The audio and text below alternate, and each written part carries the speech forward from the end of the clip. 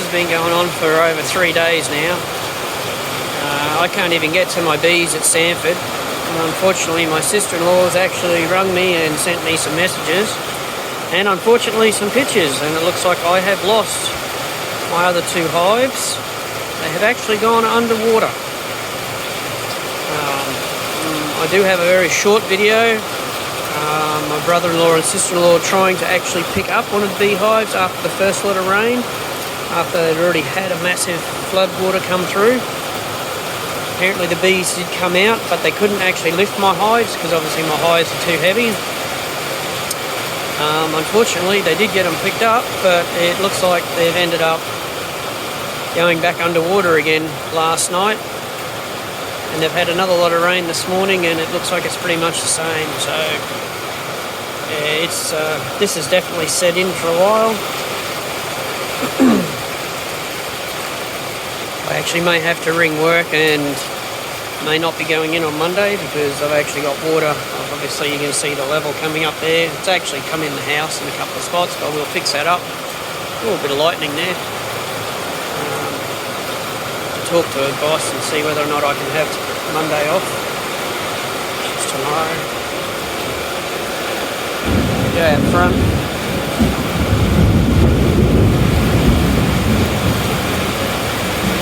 This is my brother's car in the front there. Obviously my motorcycle. Yeah, I just got a river of water coming down my path here, all the way through from out the back. It's not quite over to the house. My worm farm's still doing alright there. Dog's obviously inside.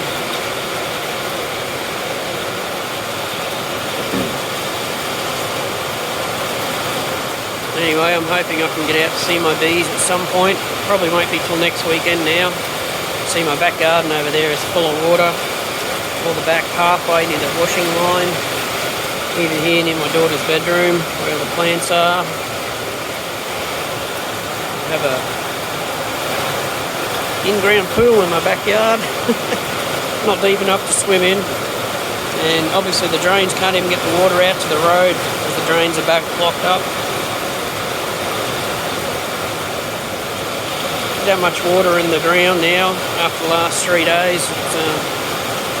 I actually got my brother's car drove. It was sitting in the other side at the front of the house, and it sunk in the grass, and I had to fill the holes in.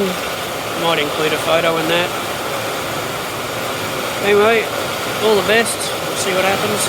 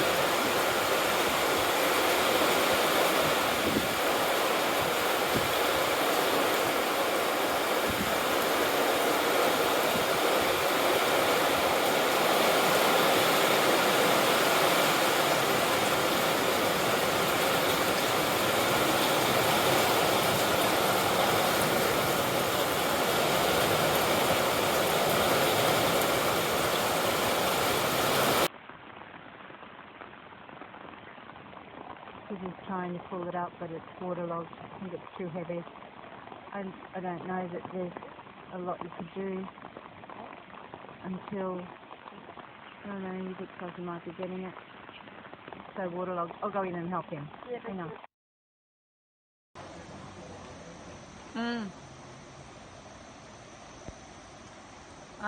So here we are. It's about 5 o'clock on the 26th, and I would say this is at the level of 74, so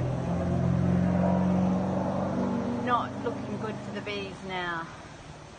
So this is about up to, I reckon, where we were way back then. A little bit scary, more rain coming. Right, started again. I just cleaned the house out and got got it mostly dry, and it's all just bucketing down again.